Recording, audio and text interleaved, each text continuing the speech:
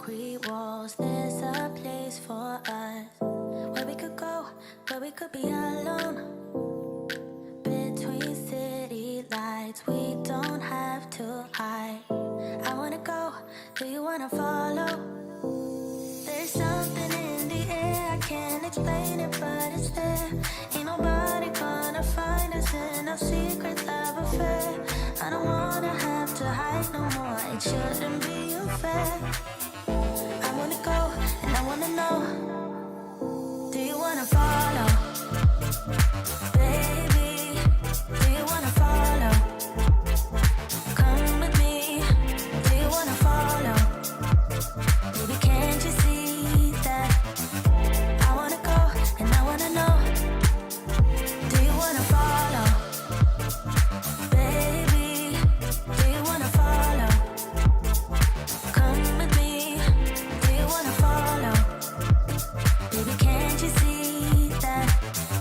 I wanna go, and I wanna know, do you wanna follow? I can't understand why we can't hold hands, but they don't know what we have is real love.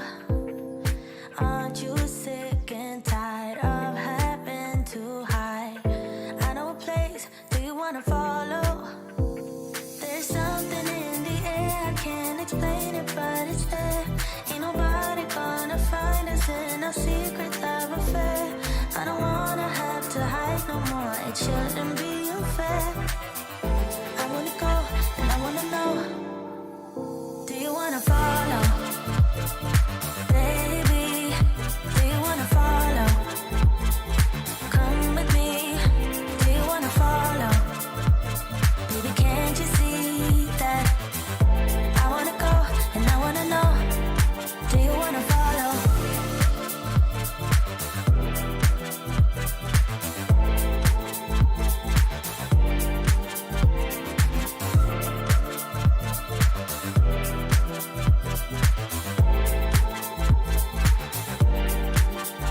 Do you wanna follow? Baby, do you wanna follow? Come with me, do you wanna follow? Baby, can't you see that? I wanna go, and I wanna know, do you wanna follow?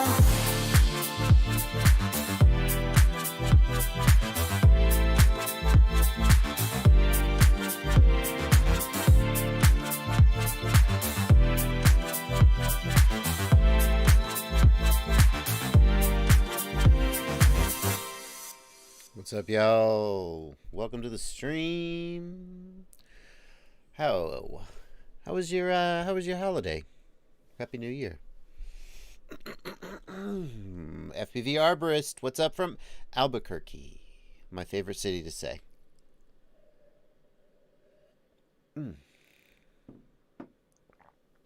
HempTech wants to put a Hasselblad camera on a home-built drone. I don't know about that. I'm not sure that's a good idea. It's so expensive. What's up, you guys? Welcome to the stream. Oh, feels good to be back. I didn't know what to do with I took a little vacation. You guys know that. Ah! Shh. Hold on.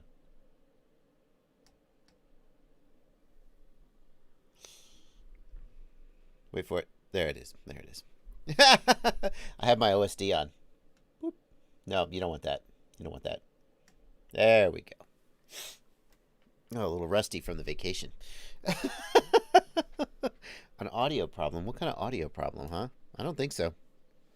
Nah, you got an audio problem, Gabe FPV. Audio sounds good to me. Right? No one else says I have an audio problem. Oh. Yeah, I took a little vacation. You guys know that. I'm just saying that for the people watching the replay. It's kind of weird to take a vacation. I don't really take vacations. I like most YouTubers, it's just a constant grind. But I did take a couple days off during the holiday. Spent some time with my family. And, wow, okay, so that's how much lag the live stream has. Yikes. That's like, it's for like 20 seconds worth of lag. That's bad. What if I set the, can we do, you want to do something dangerous? You want to do something naughty? What if we go? Where's it gonna be? Where's it gonna be on stream? Hang on. It's stream settings. That's it. We go to stream settings. Dare we? Dare we? Oh, I can't change the stream latency during the stream. I'm not gonna stop and restart the stream. Oh well. That's how much latency we got. No snow here, copter flights. We got like a 3-day snap of cold weather, and there was snow on the ground that it immediately melted. It was like 65 degrees yesterday.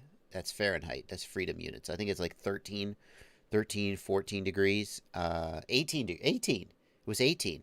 I've been trying to learn Celsius units, just so I don't know. Being in the hobby of FPV has made me more, in line with the rest of the world.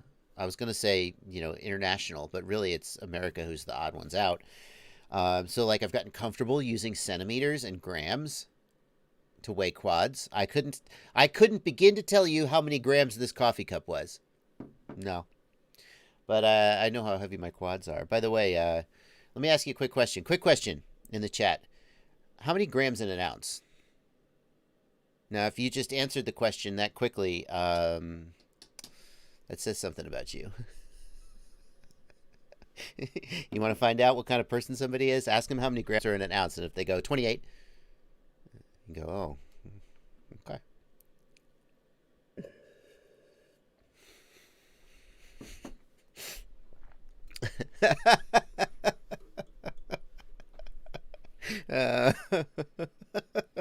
Oh, Marty, if you think there's 25 grams in an ounce, your dealer is shorting you. Okay, family. Kids, ask your parents. 507RC. Interestingly, we measure soda in liters. So when you buy a soda, a Coke or whatever, you get a 2-liter bottle or you can get a 1-liter bottle. However, another common size is a 20-ounce bottle. Actually, 1 liters aren't that common. So we sell soda in 20 ounces. Do they still make the 16 ounces? I don't think so. They mostly make 20 ounces. Then there's a 2-liter bottle. You used to be able to get 3-liter bottles of soda. Not anymore, though. So it's mostly 2 liters. Most other things are gallons and ounces and cups. Yeah. Anyway. So I've been trying to learn Celsius temperature. Most entertaining start to the live stream ever. Yeah, so I got 2 little thermometers up on my and one of them set to Celsius and one of them set to Fahrenheit. And I've been trying to just pay attention to Celsius. And I'm trying to do it. You know how like they say when you learn a foreign language, you should learn it via immersion. You shouldn't translate from your native language to the foreign language in your head. You should learn you should just learn the language. So I've been trying to learn Celsius that way. Like I'll look at the Celsius thermometer and I'll go outside and I'll just be like, okay, yeah, so 4 or 5 degrees is a little chilly. 18 is nice and comfortable, Anyway. Anyway, yeah, double it and add 32. I don't want to do that. Anyway. I will say this, though, for you people of Celsius. Let me tell you, now, I will say this. I feel like Celsius doesn't have quite enough resolution. And people who live in Celsius countries, which is basically everywhere, tell me how you deal with this. For outdoors, Celsius is okay. The difference between like 18 and 18.5, I don't care. But for indoors, I will go to my thermostat and I'll be like, oh, it's a little warm. And I'll change it from like 67 to 68 or 69. And Celsius, if you go from 18 to 19, that's like a 4 Fahrenheit degree jump. That's a pretty big jump. People who have Celsius thermostats, what if you want 18.5? Does your thermostat support decimals? Because I've been in places when I travel, and I'm in a hotel, the thermostat's in Celsius, and you can have 18 or you can have 19, but nothing in between. I think that would bother me. What do you think, people? What do you do? Does your thermostat in your house support like 19.5, or does it go straight from 18 to 19? Half steps? Okay. Okay, there you go. Yeah, I think if you're going to do Celsius, you need decimal points for indoor temperatures. For outdoor temperatures, It's fine. Half increments is good. I agree. Okay, now I know. Yeah, I was thinking whole degree Celsius is too much. Okay, well, welcome to the stream, everybody. Here we talk about whatever the hell I want. No, here we're going to take questions. We are going to take questions. We're going to be taking questions. I'll be taking your questions. Oh, hang on. I'll be taking your questions here in the chat.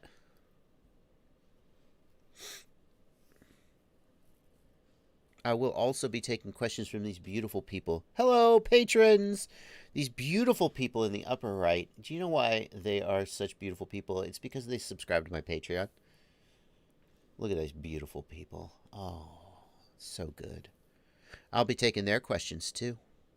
And also... What? What is wrong? Hey! No new super chats. Sheesh. No new super chats. Well, hopefully we'll get some super chats. If you want to leave a super chat, hit this $sign right down here. Hit the $sign or whatever it is in your local currency. Toady RZ, the scale is the same. No, that's not true at all, man. 1 degree Celsius is like 4 degrees Fahrenheit. It's not the same at all. What do you think you're... I don't know what you're saying.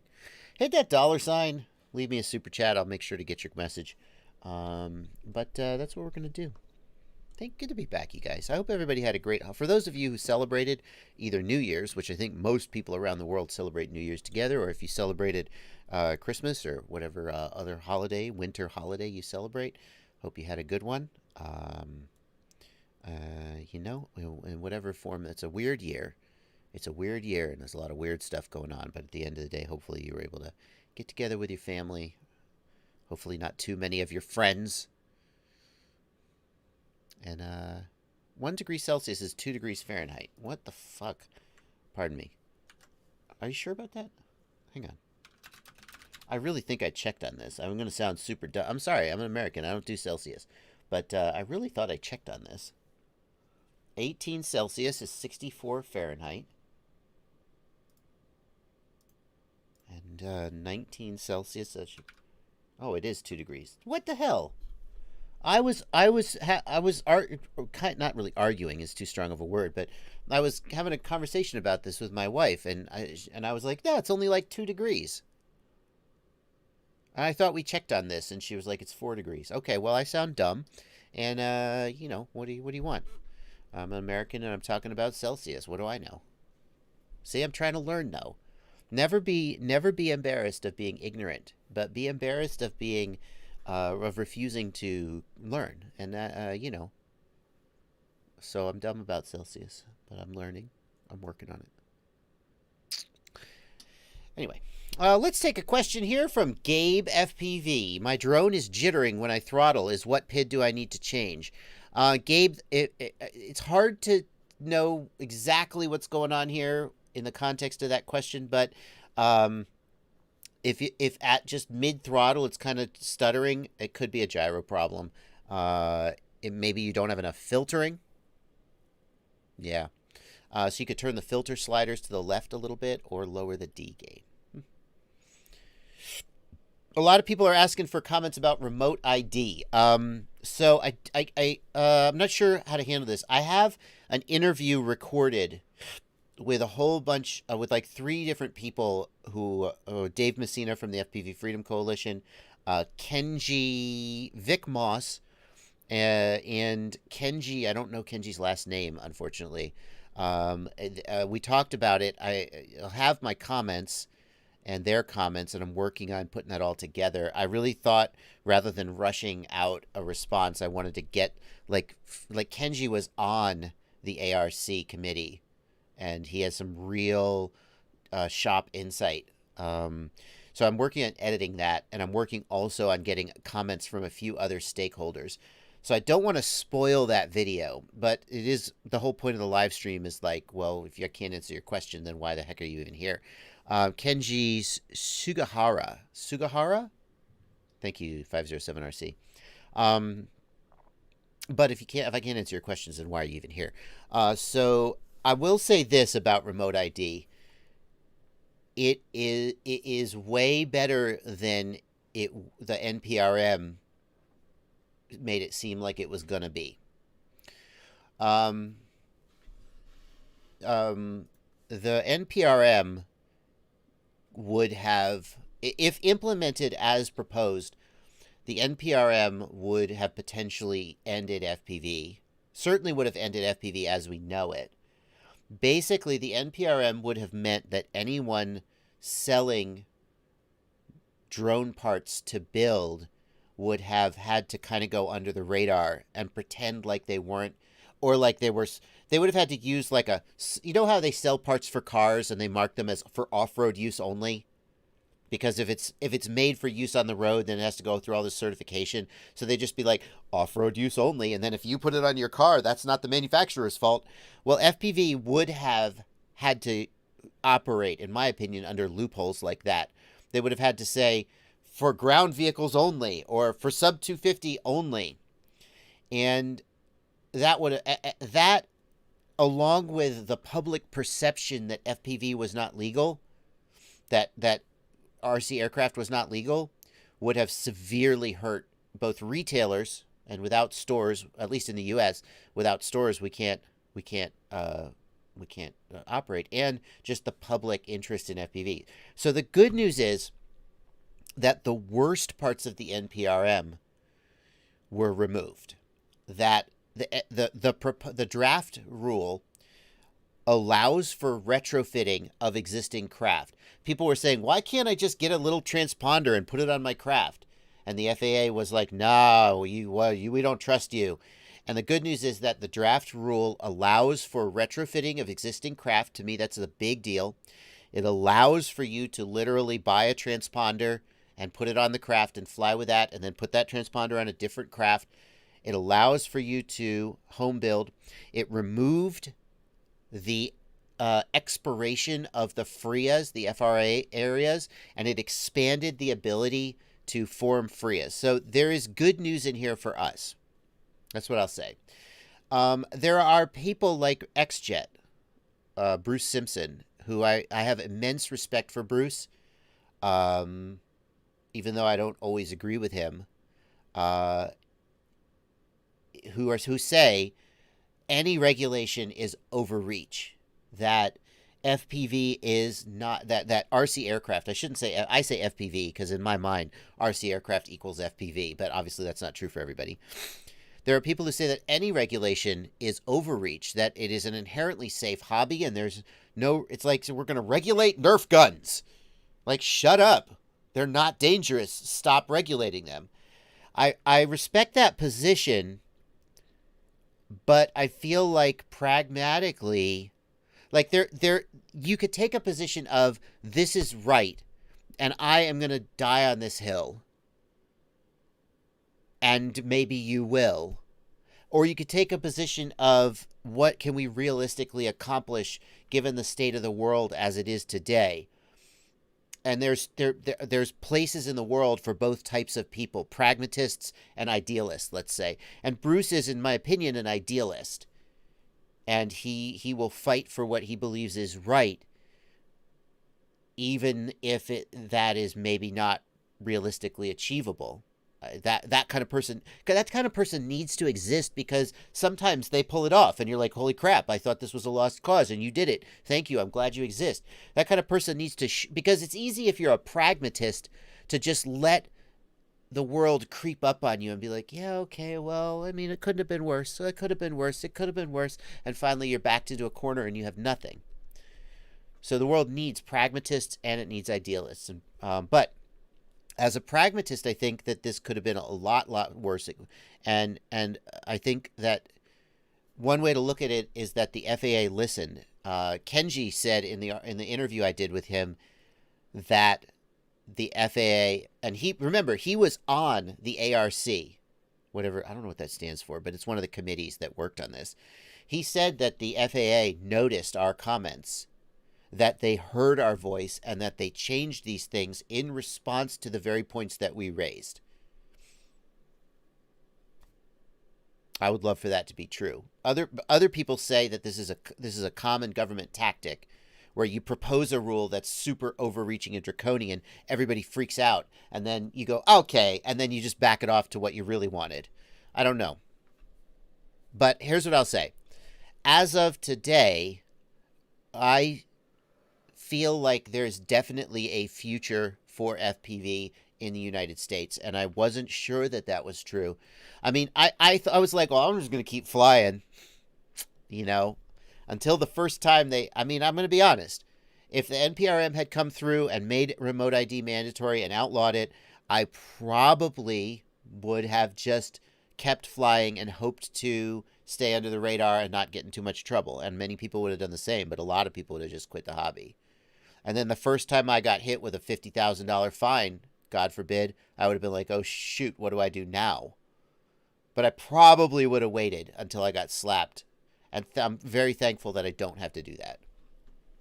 So that's my take. I got a couple super chats coming in. Let me check any news about TBS Tracer. Thank you, Playgo Live. My Tracer has shipped. I will be having it soon, and I will be hopefully testing it and reviewing it.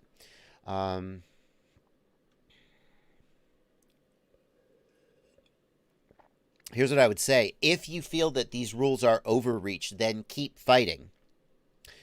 In the meantime, I'm glad that the people who don't feel the people who want to just fly will be able to do so legally.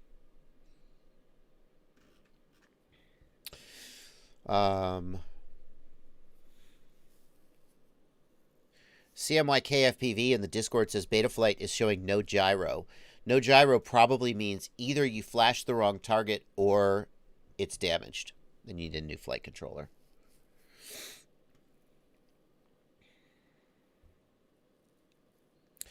Skadoosh says, at the very least, we need to push to get someone with actual knowledge of the hobby on some kind of advisory board for the FAA. I will say, Skadoosh, like, I really think that the FPV Freedom Coalition, not that they're the only ones who deserve credit, but I really think they deserve a lot of credit for some of the things that have happened.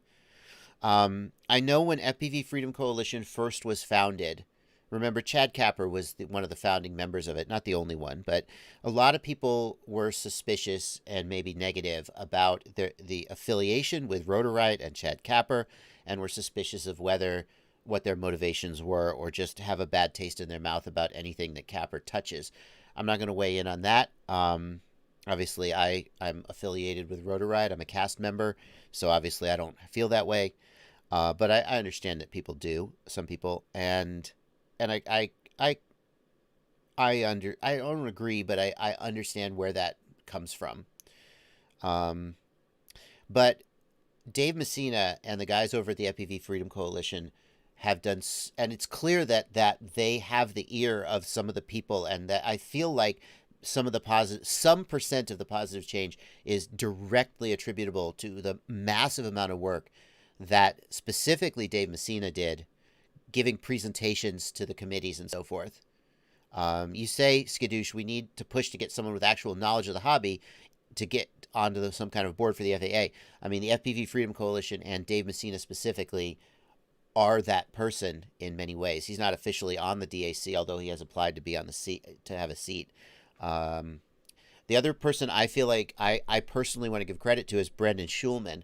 Brendan Schulman is the lead counsel for DJI, head legal counsel for DJI, at least in the United States he is, maybe not.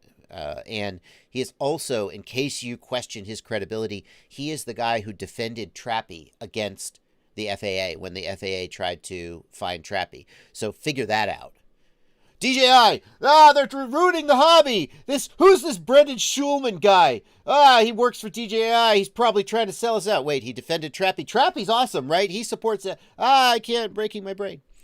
You guys don't know the stuff that's gone on behind the scenes. It's not like it's secret. It's just that you're just not paying attention. But the filings and stuff he's written is so in defense of FPV and has to have made a difference. So, FAA mentioned the FPV Freedom Coalition members in the remote ID rule for real. 507RC. Will you get in touch? Email me or something, a link to that, yeah, that would be cool if they specifically mentioned it.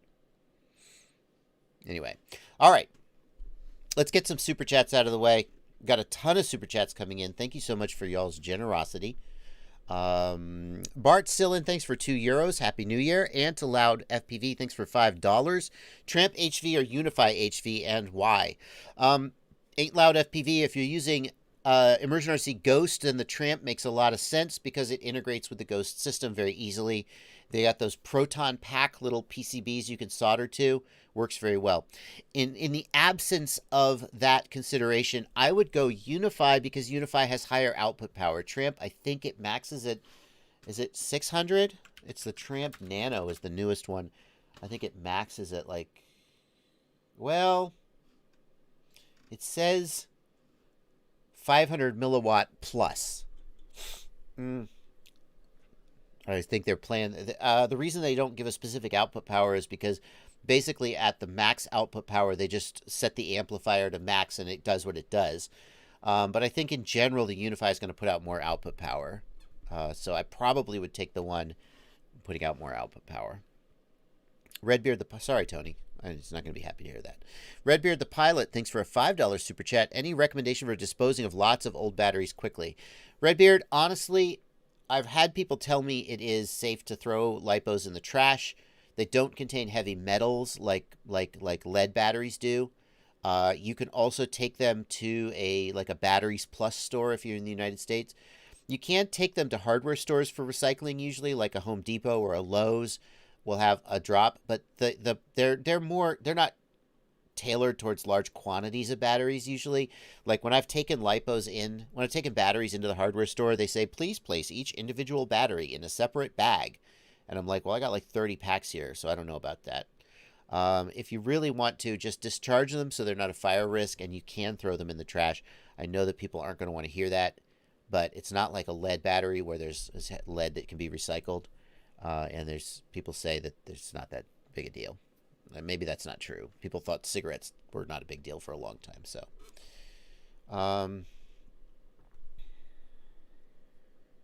Paul Fornage, thank you for $2. Thank you for a $4 super chat. Siddhartha Sen, I'm sorry, Siddhartha, I'm not going to be able to say your name. Thank you for 1,000 rupees. How much is 1,000 rupees? $13. Thank you for 1,000 rupees. Sid, we'll call you Sid.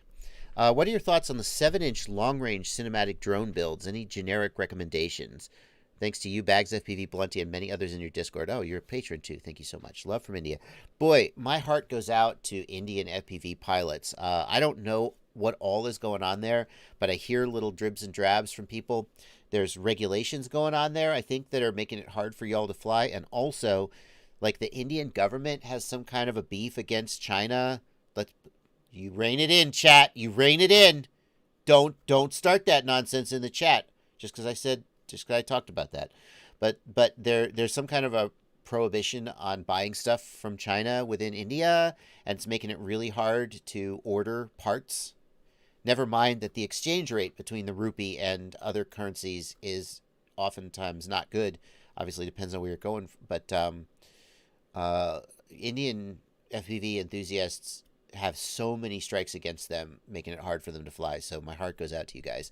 For 7-inch long range, one thing I know about 7 inches, 2806.5 motors, right? That's what you do for 7-inch. Big motors give you good efficiency.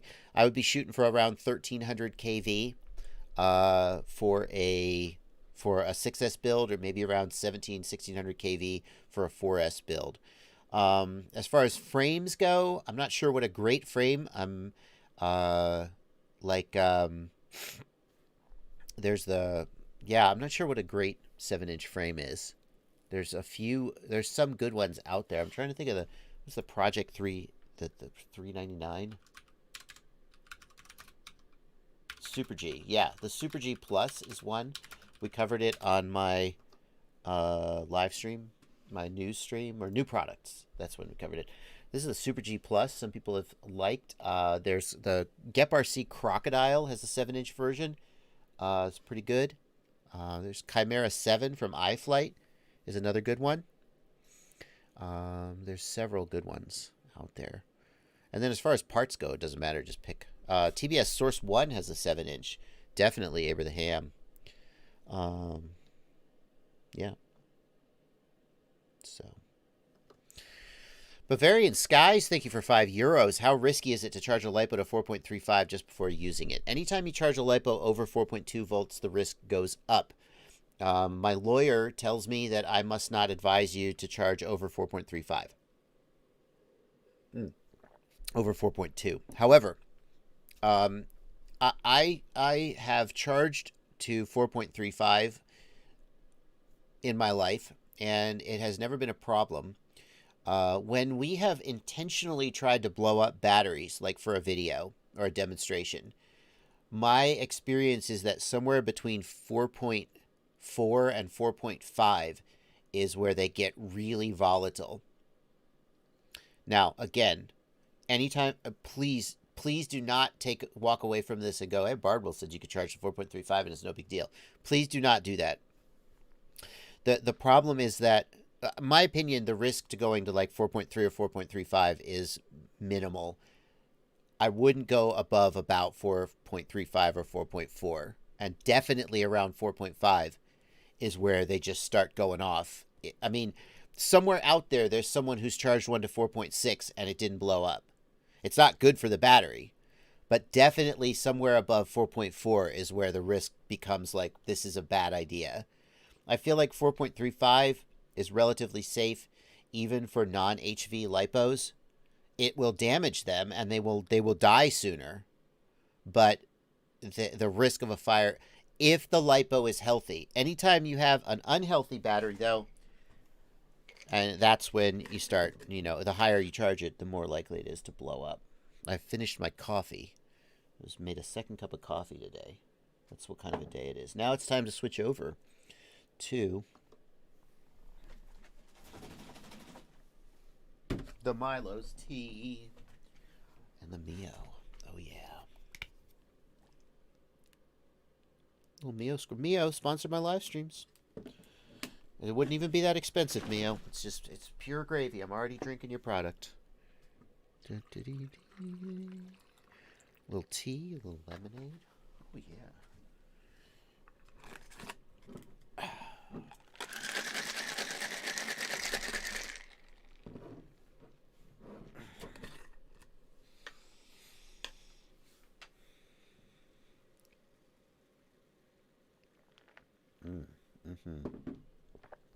I'm in Tennessee, Mystery Smith.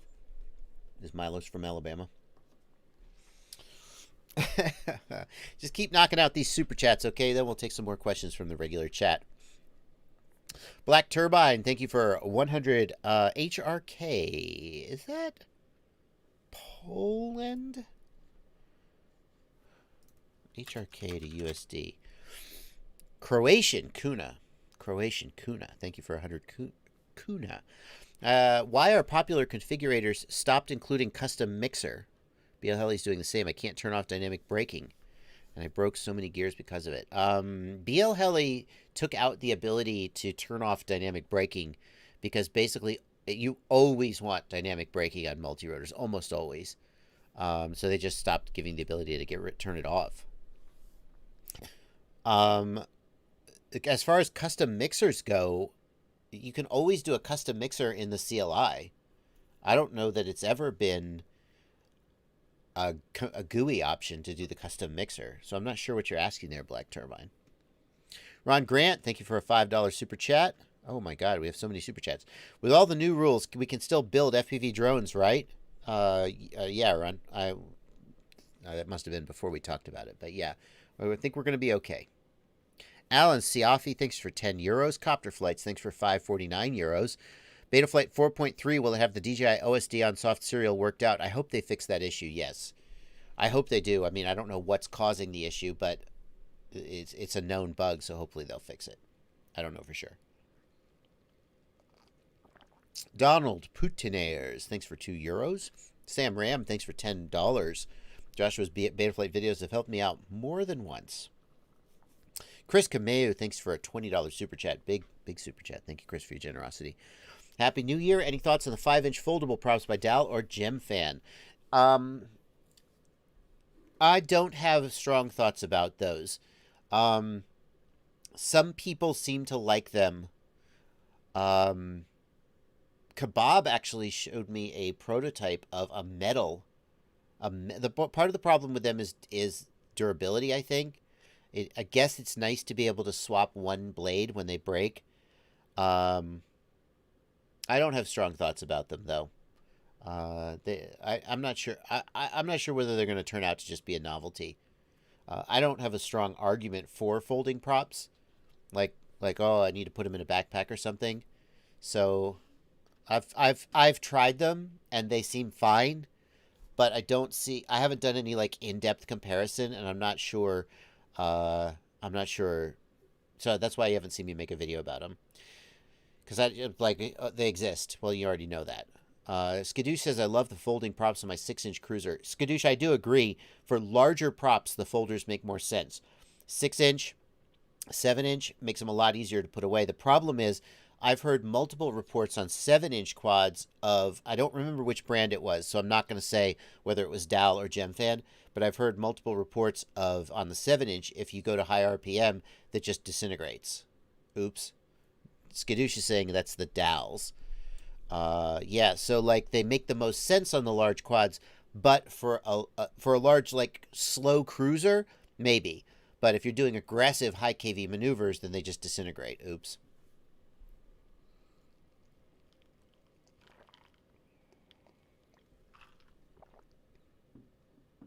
Are foldable props heavier? Asks OCDFPV.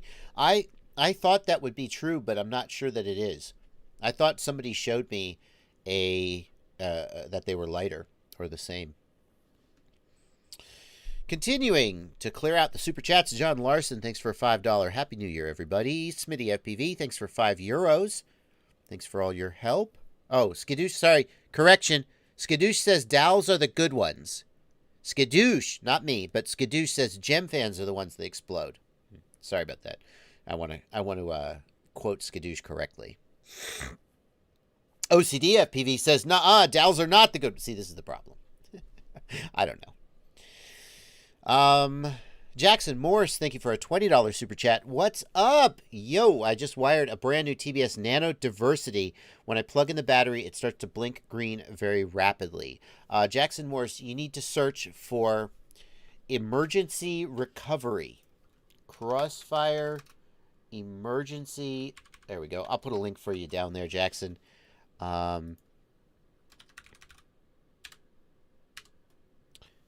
Jackson with an X.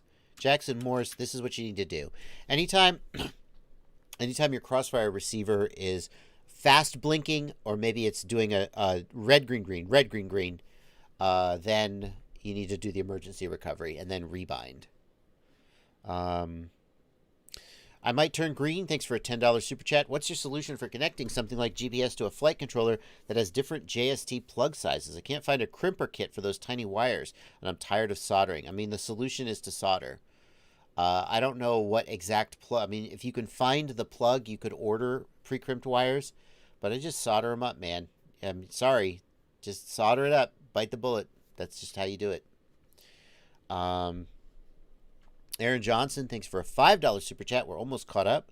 Any updates or thoughts on James Benson and his criminal trespassing charges? I haven't actually heard an update for that. Actually, I think I might have gotten an update in my email because I contributed.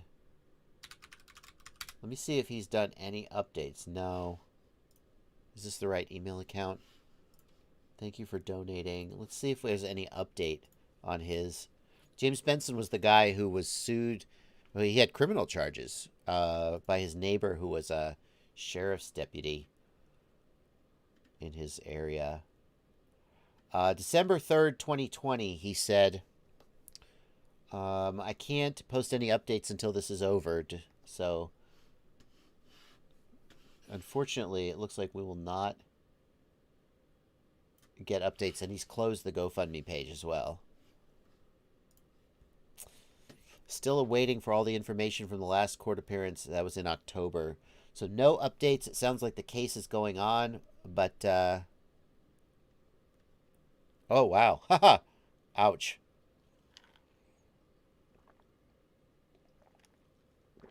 When he filed for appeal, they added another count of criminal trespassing. Jesus.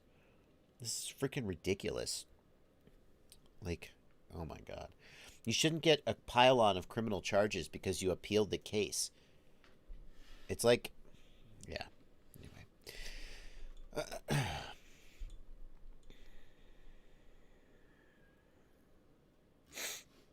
Finally, Energy Drink Doze, thank you for 5 Swiss francs. Considering buying the Hero 9, but I don't want to make it naked. I heard you can use the LiPo balance port as a power source. That is correct. You're drawing from one cell. It's going to suck that cell down slightly faster, but probably not by much. You take the battery out and you power it off. I guess it's got to be off one cell. I'm not sure. You must have a regulator. They must be plugging a regulator in. I don't think you can run it. I think it needs 5 volts. I don't think you could run it off of one cell. I don't think it'll work down to 3 volts. I'm not sure about that. But basically, you probably would power a 5-volt regulator off the balance plug, and then you plug into USB, and it saves you the weight of the battery, but you don't have to rip the guts out of the whole thing. Skadoosh, they're not trying him twice for the same crime. They're adding a charge. So let's say that they look and you go, you trespassed criminally 3 times. 3 separate times you committed this crime. Like if I went there on Tuesday and I went there on Wednesday and I went there on Friday. So that's 3 charges of criminal trespassing. But let's say that they only charge me with the first one. Because they're like, I don't know. Sometimes they won't charge you with all the crimes they could possibly charge you with. Because they think that they're going to get you on the first one, so they don't want to bother cluttering up the case with the second and the third one. Maybe they're like a weaker case or something. Like there's video evidence of you trespassing the first time, but the second and the third time, the security guard says he saw you there, but there's no video. So they're like, fine, we're just going to charge you with the first one. But then they can always come back and charge you with the second and the third one if they feel like it, and that's not double jeopardy. They're not trying you twice for the same crime. That sounds like he can sue for overzealous prosecution. Good luck with that, Hemp Tech. I don't think that's a realistic perspective of how prosecution works in the United States. I'm not sure that there's ever been a case show me a time when someone sued for overzealous prosecution. What even is that? Is that a tort? I'm not sure that's even a thing. Prosecutors in the United States have extremely wide latitude to choose which cases to bring and which cases not to bring. Yeah.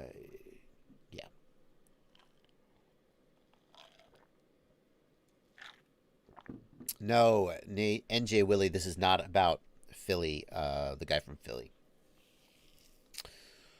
Yeah. Toxic Player, thank you for your subscription. First time watching, just subscribed last week. If you watch my videos, I sure would love to have you as a subscriber. I'm getting close to 200,000, aren't I? Am I? I think I am. Hang on, where am I at? Let's look at my dashboard. 194,310 subscribers. Ooh, getting close to 200,000. Should I do something special for 200,000? Yeah, do a giveaway. Do a giveaway.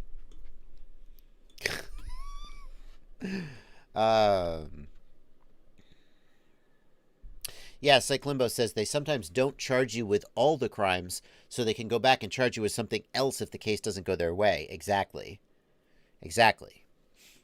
So they appealed the case, and the prosecutor was like, well, okay, we got these other charges we can throw at you.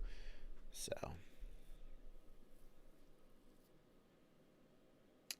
200,000. Oh man, AAFPV, that's a long time. Yeah, how's Stu doing? I don't want to pile on Stu, but I remember I started my channel before Stu did. Let's look at him. How's he doing?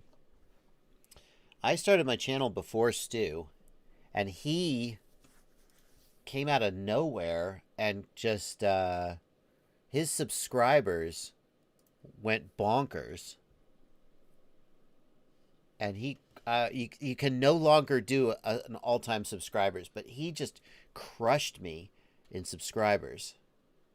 What about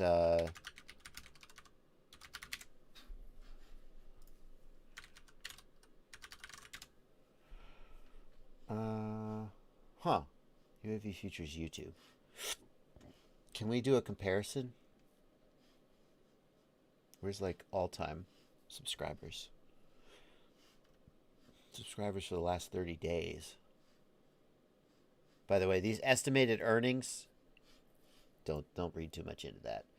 Yeah, your estimated earnings are between $1 and $1 million. Oh, wow, we're very useful. Monthly subscribers, where is... Do they not do all... Nobody does all-time anymore. Nobody can do it. YouTube took away the ability. They took away the API, so you can't do all-time subscribers anymore. It's a shame. But he passed me. He just crushed me. And I was a little annoyed. I think I've caught up. But I mean, I don't feel too good about it. Part of the, yeah, he's at 197. I've almost caught up with him. But I don't feel too good about it because part of the reason I've caught up is that he's been just absolutely wrecked by the lockdowns and stuff. And so he's been having to do a lot of streaming because he hasn't been able to make content. So it sucks for him, I guess, is what I'm saying. Yeah, he's just not, and he's been also struggling with depression, so that sucks. I hope he goes back to crushing me. Yeah, yikes, he's really not making. That sucks, dude. I didn't realize how little he was able to make content. Or maybe he's just been like depressed and not doing it. This guy, Stu, is such a powerhouse he is the master of the thumbnail and the title. Look at this freaking video. Oh, not this one. One of his freaking videos has like 1.2 million. There it is. 1.2 million views for his $99 build. Unreal. I don't think I have a single video with that many views. Anyway.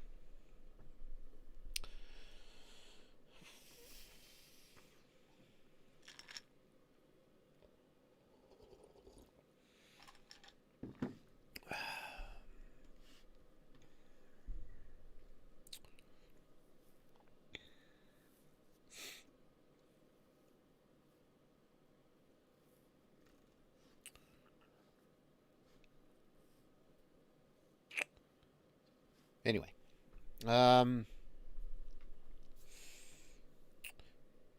MJ, any ideas as to how to protect our quads from being pulled down by drone hacking or signal jamming by authorities or others? MJ, protection from RF jamming is very, very difficult.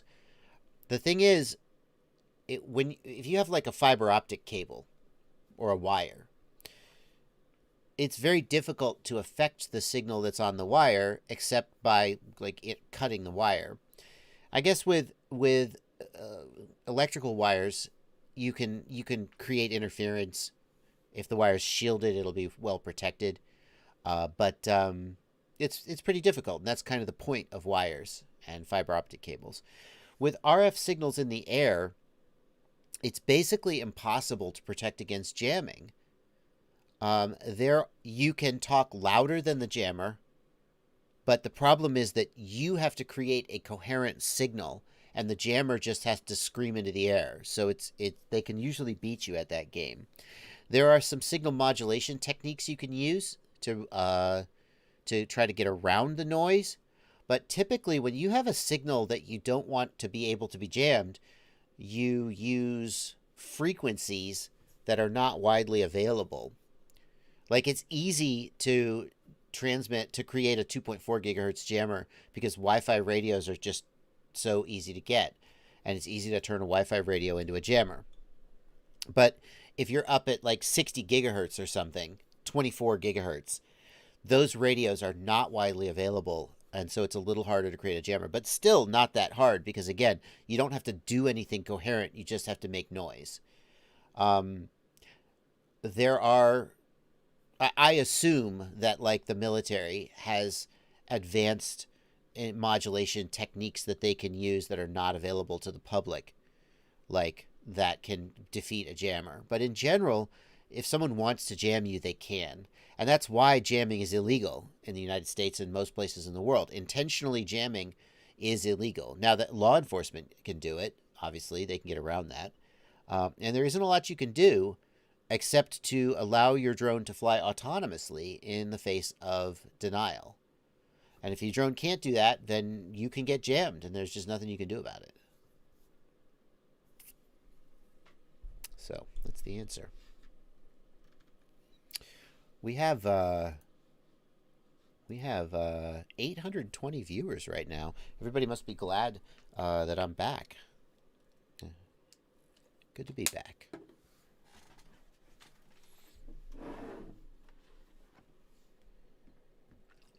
Topping off my drink here. Hang on.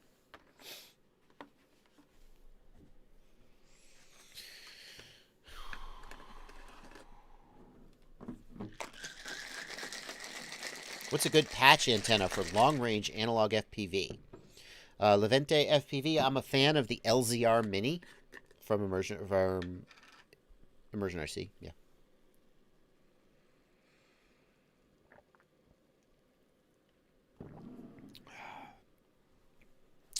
Or Shalev. Thoughts on Spectrum SRXL2 protocol?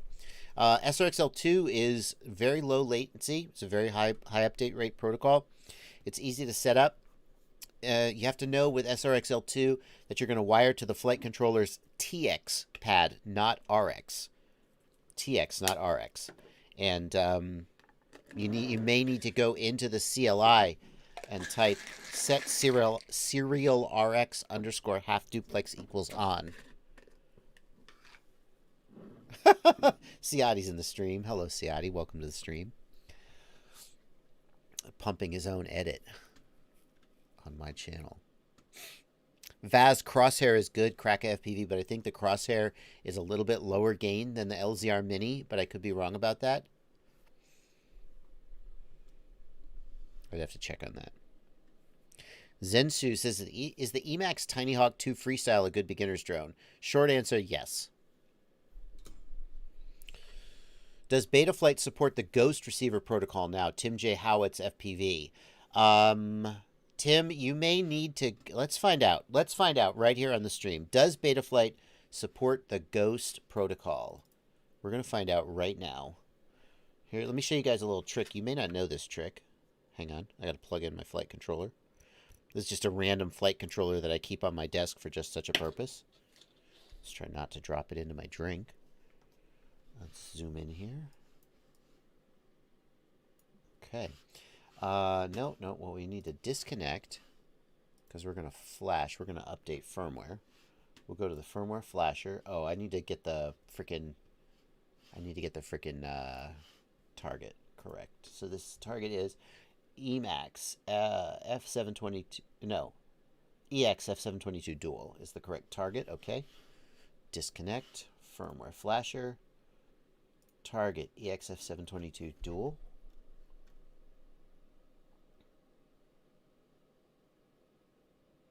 There it is. And then what we're going to do is we are going to enable expert mode and stop. We're going to show unstable releases. And then we're going to switch from release to release and release candidate. See what version. Do we have a new version? No. 4.2.5.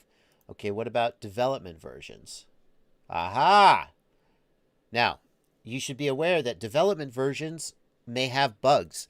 These are in development. You can try them, though. And let's try flashing 430 nightly version 2375. Do not do this if you just want to screw around. And do not do this on production quads. Do not do this. This could have a bug that the minute you plug it in, the motors go to full and eat your face. It probably doesn't. Do not, this is not something to do just for fun, but I thought you might be interested to know that it's here if you didn't. We're going to flash 430, and we're going to flash it. Oh, look at that. There's even a warning. Good. You are about to flash a development build. They are work in progress. It is not flyable. It does not work at all, etc. Good. Okay, let's do it.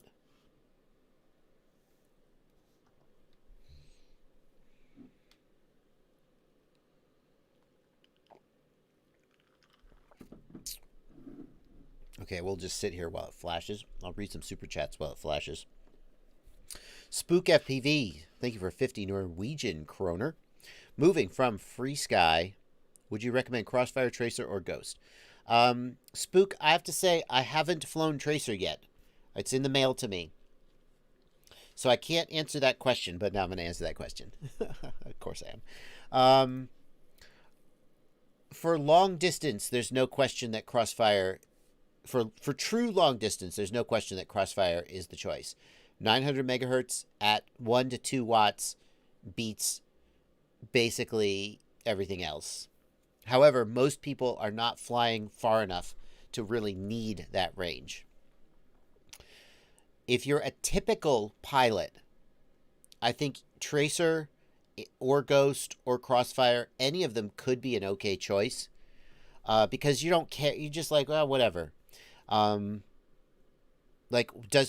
Tracer is 250 hertz. Ghost in pure race mode is 222 hertz. Oh, is that but wait, I like telemetry. Okay, Ghost is now 160 hertz. Are you gonna notice that 1-2 millisecond of difference? I think it's really debatable. AAFPVE says Tracer is noticeable. Maybe I believe that Tracer is noticeable compared to like Crossfire. Crossfire, depending on what you're doing, is like something like 16 millisecond latency. If you're in 50 hertz mode, Tracer's down in the like 2 to 4 millisecond. I don't remember the exact number. I think you could probably notice a 10 millisecond difference in latency. I do. But the difference between like Ghost and Tracer, Ghost is 6 millisecond, Tracer is 4 millisecond. I defy anybody. Now, maybe there's something else going on here. I mean, obviously, but as far as range goes, there's no question that Ghost can go further. At least as of today, Tracer is only 100 milliwatts, and it is not using LoRa. It's using I forget the coding method. It has higher bit rate and lower latency. Tracer does, but less range. One of the advantages of Ghost, in my opinion, is the ability to pick and choose. With Ghost, you can choose to have a low latency mode, or you can choose to have a long range mode. Whereas Tracer just says, no, you get what you get. Now, that some of the difference is going to go away when, not if, TBS increases the output power of Tracer. They're at 100 milliwatts now, but they've released power updates, increased power updates for Crossfire, so they're probably going to do the same for Tracer. Right now, Tracer's range in some real field tests is, like Tracer says, 15 kilometers, 25 kilometers. That's not real world conditions. That's ideal conditions. People are getting a few kilometers of range out of Tracer now, and when the output power goes up, they'll go more. So right now, my gut feeling is that the range on Tracer is not quite all you could ever ask for, but pretty good. And when the output power goes up, it'll probably be more than most people need. Snoopy FPV says Tracer not more than 800 meters. Surely not. But obviously environmental conditions matter. So right now, I feel like the answer to this question will be different in 6 months or a year, when Tracer has been allowed to mature and hopefully get a little higher output power. If Tracer was at 500 milliwatts, I don't think there'd be any question. Right now, it feels like Tracer doesn't have the... I mean, when you're going to one of these modern control systems, you don't want to think about fail-safing most of the time. And it feels like with Tracer, it's not quite at the point where you just never think about fail-safing, but it has other advantages. I think it'd be a clearer answer if the output power was higher. INGFPV wants to know, is it dangerous to use the DJI 1200 milliwatt hack? No, not at all. Ghost has a 250 hertz LoRa mode and a non-LoRa 250 hertz full telemetry mode. Yeah, so that's the other thing. Tim J. Howitz, FPV, thank you in the Discord for pointing that out. Ghost originally used LoRa modulation only. LoRa has incredible range and sensitivity, but not quite the best data rate. And as a result, when you put Ghost into 222 hertz pure race mode, you lose telemetry. But when Tracer came out, people were like, oh, we like this. We want telemetry. We don't care so much about range. And Immersion RC was like, fine. because Ghost and Tracer use the same RF modulation chip. It's believed. No one has confirmed that, but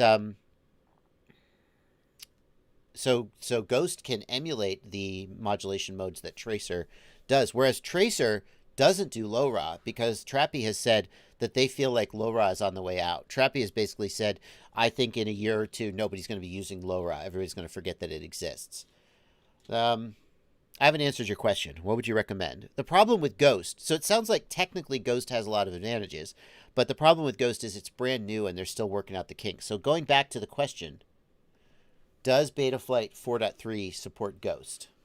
It should, right? It really should. So let's look. Betaflight 4.3, because it's not in the nightly build of 4.2, is it? Or the latest build of 4.2. We go to the configuration tab.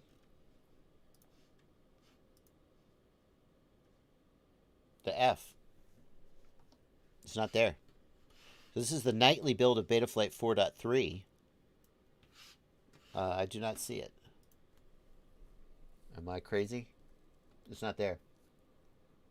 I mean, I know there is a nightly build that has it built in, but it does not currently appear to be in the nightlies of Betaflight 4.3. So there you go. There's your answer. Phantom FPV, good to see you, my friend. Good to see you.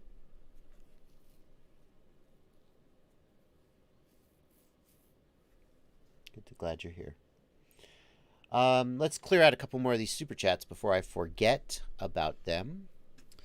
Phenom Awesome, thank you for a $2 super chat. What would be the benefit of 2806.5 1800 kV on 6S, or the downside rather?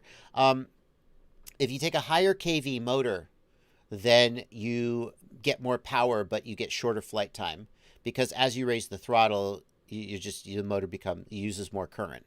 So if you got an 1800 kV motor on 6S, but then you used a throttle curve to bring the motor output down to control the RPM, then it would be pretty much the same as a 13 or 1400 kV motor, but it'd be just a little less efficient. Toothpaste, thank you for a $5 super chat. Is the air mode slider and the air mode flight mode the same thing in Betaflight? Yes, they're exactly the same. The only difference is the air mode slider turns it on permanently. The air mode flight mode lets you turn it off. Ritus Acrangelis, thank you for 10 pounds. I know I can use the Runcam Hybrid with SharkBite as it connects with MIPI camera cable. Don't assume that, right? Ritus, don't assume that. Just because it uses the MIPI camera cable, I don't necessarily think it. I'm sure that it won't work with SharkBite. Actually, SharkBite uses encryption. It has some kind of like encryption key to authenticate the camera. You cannot use just any MIPI camera with SharkBite. That's a fact. So Fat Shark will let third-party vendors build hardware to work with SharkBite, but you can't just buy a MIPI camera off the shelf and use that camera. So that's the answer. Rano Randama, thank you for €5. Happy New Year from Estonia. Mr. Tux, thanks for £2 or €2. PSA to EU and Germans, check out the new laws. Yeah, there's some new laws that you should definitely know about. Donald Putinaires, thank you for €2. Is the Eachine Civitar a good buy?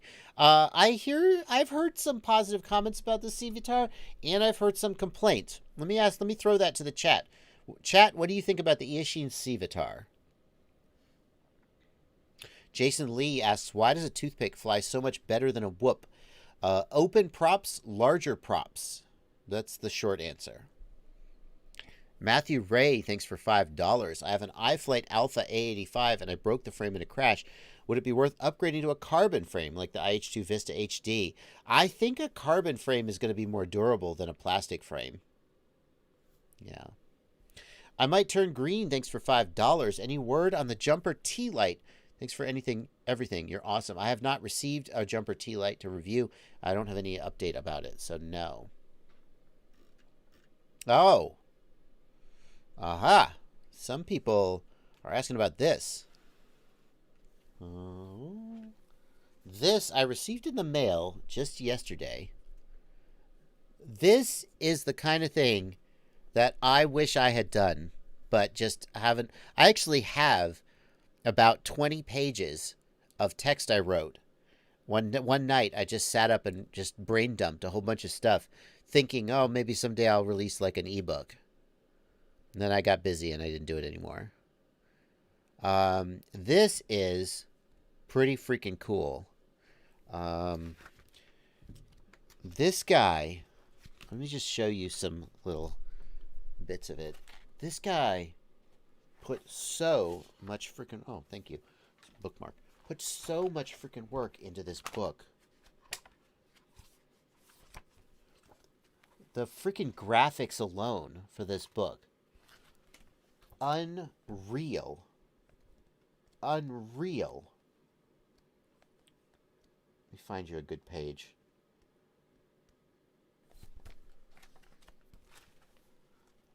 Like this book is unreal. I cannot imagine how many hours of work must have been put into this book. Talking about fundamentals, like battery stats, battery specs. Unreal. Are you intrigued? If you're into FPV, let me throw a link. It's on Amazon. I just got this in the mail yesterday.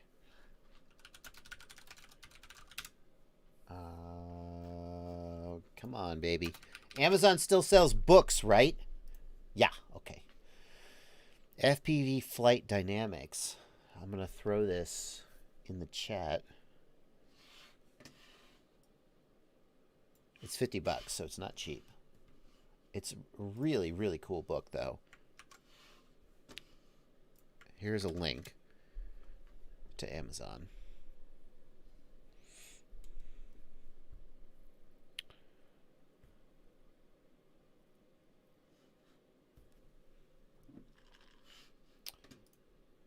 It's pretty freaking cool.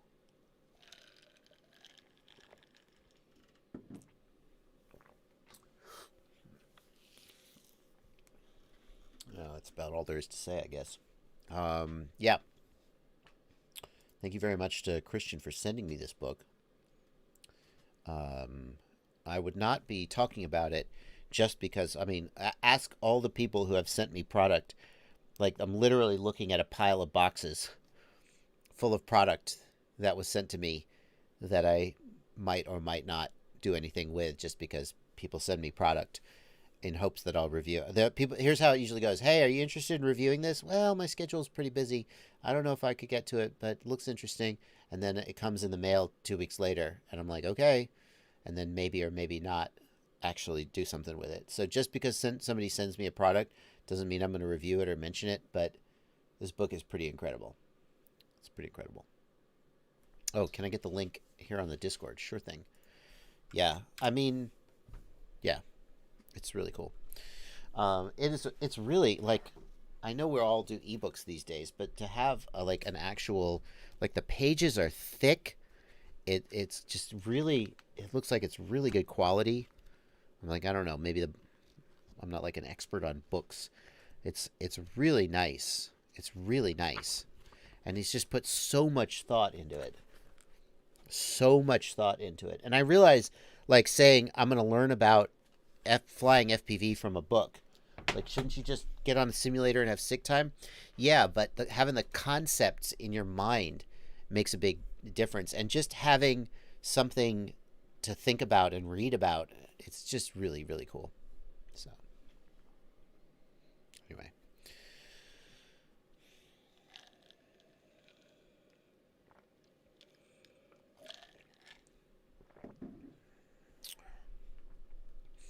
David Betelli just ordered the Radiomaster TX16S to start with the simulator. How many hours do you suggest before buying the actual drone? So for some people, you're going to get in the simulator and like 3 or 4 hours later, you're going to look like an expert. Mostly children do that. Screw you, children, with your reflexes and functional brains. Some people, it takes 30 or 40 hours or maybe more. It just depends.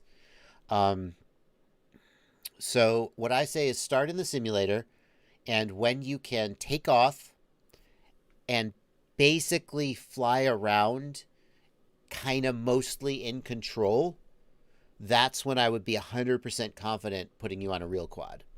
The key thing you need to be able to do is slow down and not crash into something. And if you think about it, being able to slow down is a good step towards not being able to crash. The thing that happens with beginners when they start to fly is they get out of control. So the drone is speeding up and turning to the right, and they don't know what to do to make that stop happening. And so then it just gets worse and worse. I experienced this once when me and Stingy tried flying different flight modes. Like we changed our controller to mode 1 or mode 3.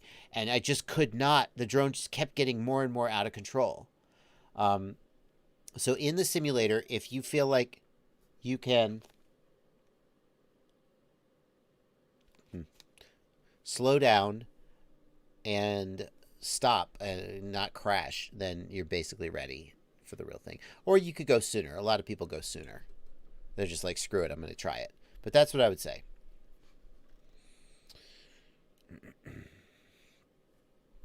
What size quad do you suggest for my first quad? Asks Dustin Gable.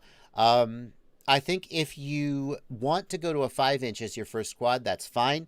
But you definitely should spend the time in the simulator getting comfortable. If you prefer to start with a real thing, a smaller one like a Whoop is better. But Whoops are in many ways actually harder to fly than a 5-inch.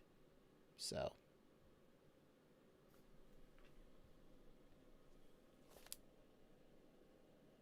I keep thinking I hear my dog making a noise. That's a dog's barking, yeah. Am I crazy? I don't know. Every time I take my headset off, I don't hear it anymore. Ben T, thanks for a $10 super chat. I have that book. It's super well written. Can recommend. Ryzix RCFPV, thank you for a $5 super chat.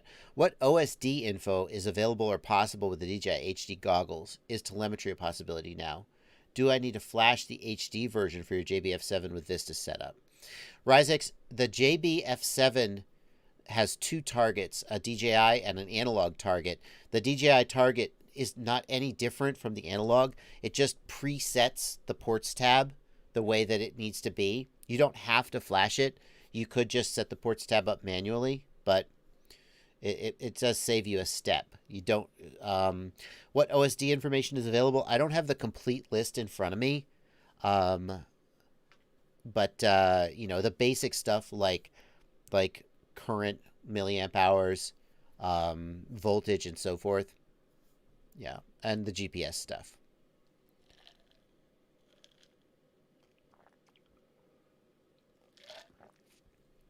Ghost Branch in the Discord says, I love books. I have the utmost respect for anyone who writes and illustrates something like this. But for a fast-moving hobby like ours, I'm worried it'll be out of date very quickly. Ghost Branch, it's interesting. The stuff about the technology may be obsolete. I mean, he talks about like what's an ESC, and he talks about a 4-in-1 ESC. I remember I have a book. It may actually...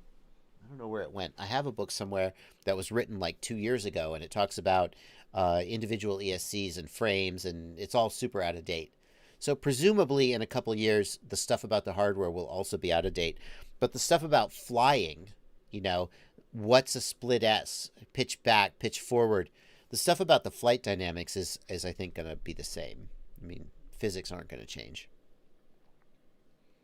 BeepTube, thank you for a $5 super chat. I've had my video momentarily drop out at the end of fast flips and rolls. It blinks to static and comes back.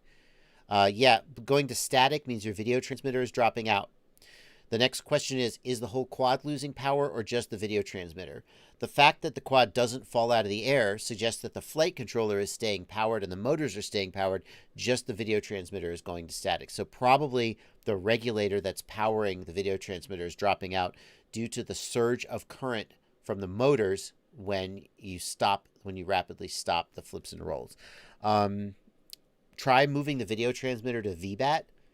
You may get more video noise, but if it stops dropping out, that proves it was the regulator. But make sure that the video transmitter is rated for VBAT. If it's a 5-volt video transmitter, you probably cannot run it off of VBAT. If it is like a 7 to 26 volt video transmitter, then moving it from like a 10 volt regulator to VBAT would be okay. I missed a couple super chats, it looks like, earlier. I apologize. Kai Wolf, thank you for 10.99 euros. Sean Turns, thank you for $5. I built a 6S. Oh, I see. I didn't miss him. There's a duplicate. I built a 6S with stout V3 motors on Hulky 5055, and I had a flip out. 2 burnt motors. Either battery came loose or props killed the motors. I doubt that a 5055 prop would kill the stout motors unless... which KV were you using? If you were using the high KV motor on 6S, then maybe. But you had a flip out. Yeah. What KV motor was it, Sean? That's my first question. I wouldn't think that the 5055 prop would kill the 4S. If you were using the proper KV for the battery, I wouldn't think that that would cause a burnt motor. I would be thinking a problem with the ESC, maybe. Julianne Miller, thanks for a $5 super chat. Julianne also asking the same question as Spook FPV about Crossfire, Tracer, or Ghost. If you definitely don't want to worry about fail-safes, Crossfire is the safest option today. Tracer doesn't have the... Some people are saying, oh, Tracer, I outrun my video, no problem. Other people are saying, Tracer, yeah, I have to turn around sometimes. I don't have an opinion there because I haven't got Tracer yet. But I would say that Tracer, as of today, is not uniformly felt to outrun video by everyone who flies it. Crossfire, everyone will agree it can outrun your video, no problem. And Ghost, in theory, should outrun your video, no problem. But Ghost is still working out a couple of little technical quirks. Yeah.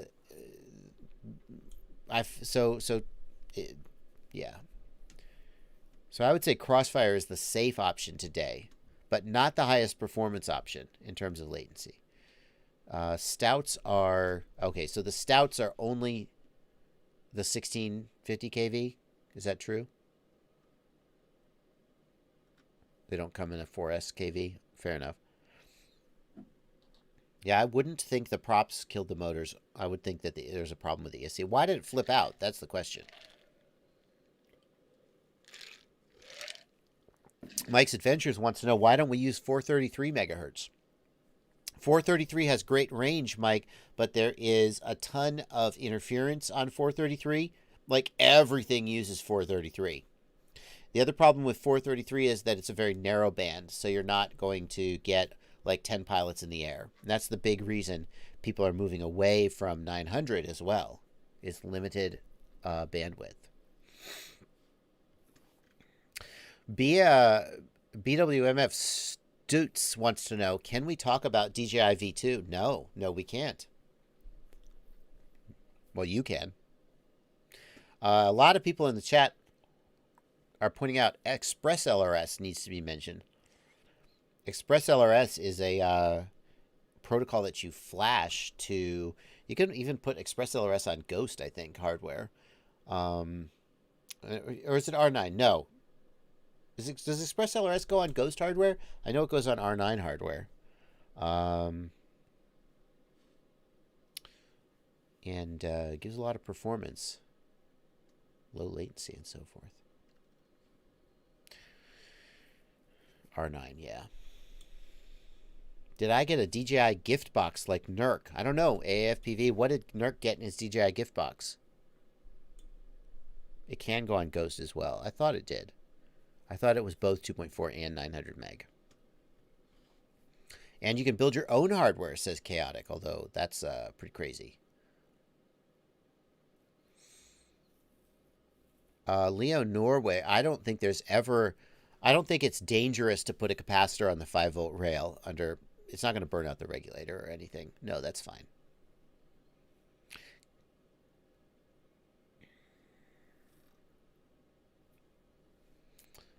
Let's see. Yeah, people thinking about getting Crossfire. If you're outside the U.S., if you're in the EU, the 900 megahertz band is super narrow, and you can not get too many pilots in the air at a time.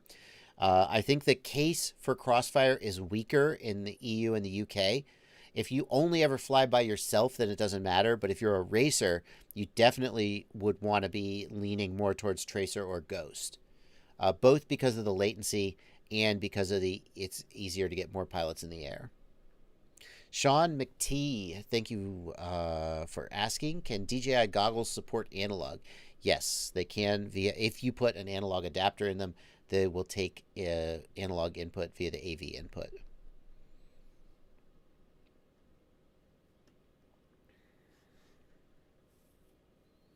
Do you think Tracer needs diversity to be fully effective? Asks Mr. Shady.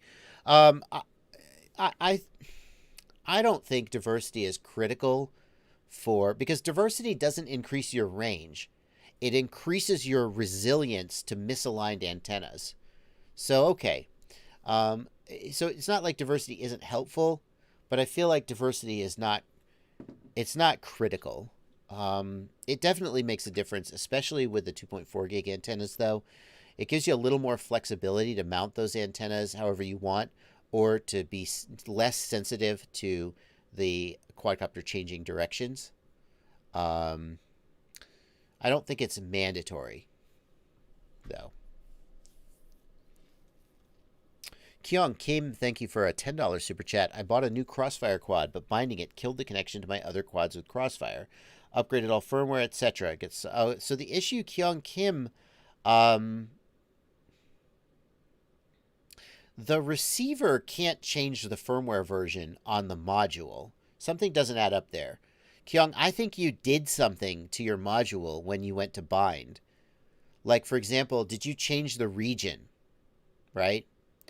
What I would do is I would update the firmware on the module to the latest. Then I would try to rebind. And if the receiver won't rebind, do the Crossfire emergency recovery procedure. You can Google Crossfire emergency recovery on the receivers that won't bind. I guarantee they will bind. Something's gotten crossed up, but that's the ultimate fix. Rob Thorne, Bogeyman FPV, thank you for a $5 super chat. Why can't I get my sim to fly like a real quad? Are there rates that will keep it from feeling so floaty? Rob, the number one thing you need to do if your simulator feels floaty is take your graphical settings all the way down. You need to be getting at least, at a bare minimum 60 FPS, but you probably are. But you really want to be getting 100, 120 FPS at a minimum to get the physics. Because for some reason, and I don't understand this, but every single simulator developer that I talk to confirms that this is true. Your frame rate affects the feel of the physics. It shouldn't, but it does. Like, I don't know why, but it does. So you want to be getting a minimum of 100, 120 frames per second to get the best feeling physics. Okay? The sim shouldn't feel floaty. If it does feel floaty, the number one reason is that your frame rate isn't high. So that's what I would say. William Perry Sr., thank you for a $20 super chat. I have 2 Radio Masters. I've bound all my quads to one. Can I take the models and settings to the other radio without having to rebind? I use Crossfire just to move the module, but the whoops need rebinding. Yes. William Perry, what you want is this. I'm going to give you a link in the chat. Nope. Wrong William. Here's the video you want. If you have a multi-protocol module, you can do it.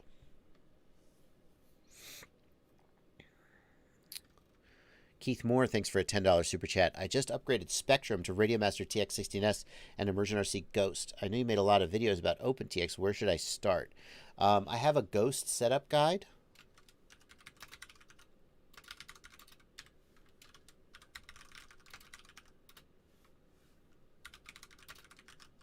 Dagnabbit, I can't type today. I have a Ghost setup guide I'll link you to. Keith Moore. You can start there.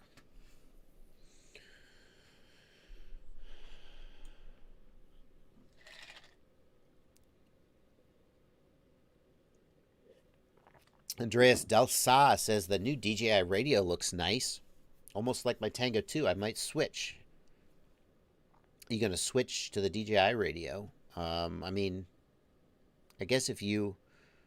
How are you going to switch from the Tango 2 to the DJI radio? I guess if you have DJI quads, it'll bind to them. Yeah, that makes sense. INGFPV says, does DJI disturb analog VTXs or vice versa? Both. I mean, anytime you have two transmitters, they'll interfere with each other. Jeremy Sarge wants to know if remote ID was discussed. Yes. Early in the stream, it was discussed. Betaflight 4.3, Samuel Rivera. I looked earlier in the stream. The nightly build of Betaflight 4.3 did not appear to have Ghost in the list of supported protocols.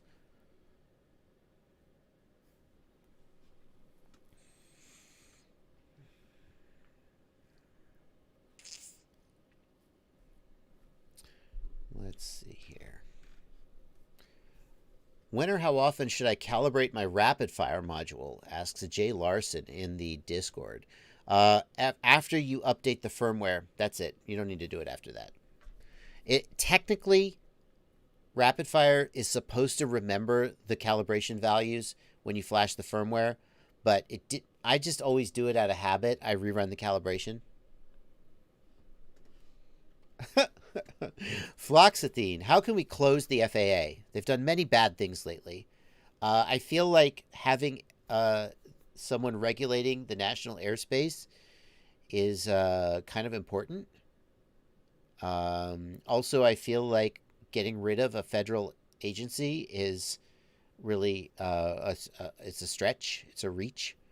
So I don't think that. I think that that's a silly question.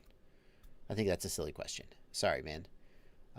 You're not a silly person for asking it, but that's just a silly question. How can we close the... Hey, let's think about this. There have been, over the past 30 years, fairly strong movements to try and get rid of the IRS, to try and reform the United States. You guys outside the U.S. don't know how messed up our tax system is. I heard there's a podcast from NPR called Planet Money, where they talked about how taxes work in almost every other country in the world. And basically, the government just says, here's what your taxes are. And, you just like, here's how much you owe us. Of course they do. They know how much you made. They know. But in the U.S., we have all this complicated tax code. And the reason for the complicated tax code is that there are all these tax exemptions to let rich people and businesses try and game the system. This is my I'm being a little editorial here, but I feel like it's not such a sensitive topic that I think that the chat will go off the rails. So I'm gonna risk it. So yeah, there's all these exemptions that lets rich people and corporations game the system to pay less taxes. I can't think of any other reason to have such a complicated tax code. And if you live in the U.S. and you don't know how other countries' tax codes work, it just seems like, well, of course that's how it works. But this Planet Money episode was a real eye-opener to me. Basically, it's just a tax rate, and you pay it. And that's it. There's no exemption for this and exemption for that. And, so as a result of all these exemptions, the government thinks you owe them a certain amount of money, and then you go, nah, no, see, I get this exemption, this one, I spent this much money on that, and that, and that, and that, and that, etc. And then you pay them less money. But as a result, you have to, file taxes, and you have to, not everybody takes all these exemptions. Many people just have simple taxes, and they just pay them how much they owe. But many people have said, this is stupid. We should just do it simpler. And they've tried to abolish the IRS and replace it, because the only reason you need the IRS is that the U.S. tax code is so complicated that you need a whole federal agency tasked with making sure people aren't ripping off the government. If you just said, here's how much money you made, you owe this %, done, then you wouldn't need a whole giant federal agency to regulate and make sure people were being honest and doing it right. Now, here's why I'm talking about this. the movements to abolish the IRS have gotten a tiny amount of mainstream traction over the last 30 years. But this is like, it's never actually realistically been anywhere close to happening. So if you think you're going to abolish the FAA, good freaking luck. Because nobody hates the FAA like they hate the IRS. That's what I would say. Like you as an FPV enthusiast are annoyed with the FAA. But like people are like, what are you talking about? How are we going to fly airplanes without the FAA? And I got to tell you, my father was a private pilot. He still is, but he was too. Thanks, Mitch Hedberg. Not Mitch. I'm sorry, Mitch Hedberg. Mitch Hedberg is not the same person.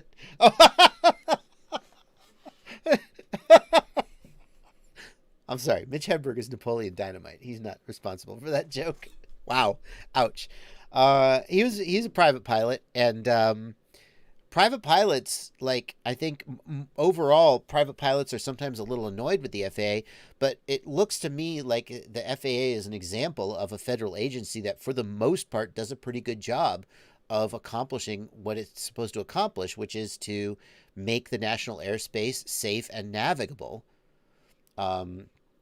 Pilots overall are very well trained and very capable, and the national airspace is for the most part safe. That was not Mitch Hedberg. No, it was John.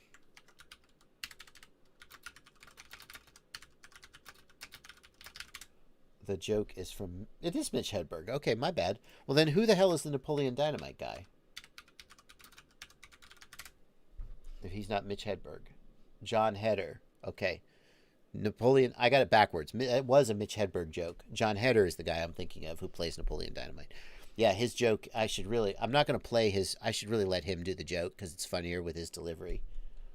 But I'm not going to risk getting copy strike by playing the joke. But the joke is, I used to do drugs.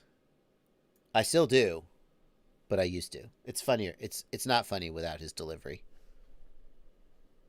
You should go watch it. He's funny as hell. My father was a private pilot, not Mitch Hedberg. So anyway, good luck getting rid of the FAA. That's not going to happen.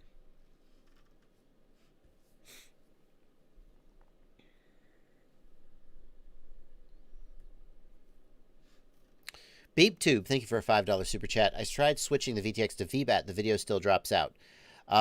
If it goes to static BeepTube, then it has nothing. It means the video transmitter is losing power. If the flight controller was having a problem, it would go to black screen. Or if the camera was losing power, it would go to black screen. But if it goes to static, the VTX is 100% losing power. So if you're losing power on VBAT, it's probably a wiring problem then. The wire harness is dropping out. Matt in the chat says, buy Bitcoin. Okay, first of all, shut up. And second of all, Bitcoin, please. Bitcoin, if you're buying Bitcoin, you missed the boat. Buy Ethereum, am I right? I don't know anything about cryptocurrency. Actually, no, you're supposed to mine Ethereum. Nobody's mining Bitcoin today. You should buy Bitcoin. Hodl gang, hodl gang. Everybody buy Bitcoin so that the people who already bought it can get richer, and you can hope that you can ride that wave all the way to the top, or maybe not.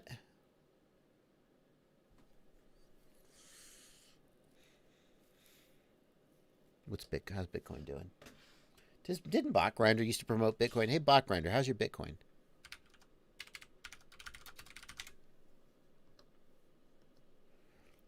Bitcoin's doing okay.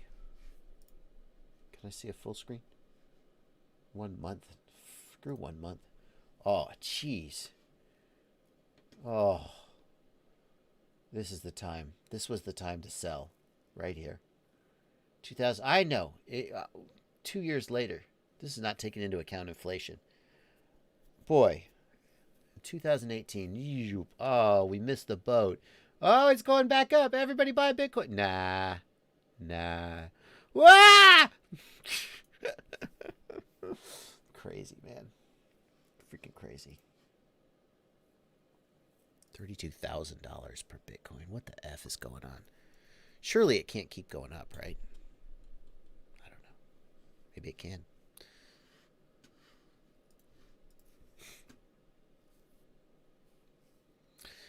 Audio Geek, thanks for €2. Can I get Crossfire dynamic output power in the OSD and how? You can only do that right now with the Brain FPV Radix flight controllers or the TBS Unify Evo.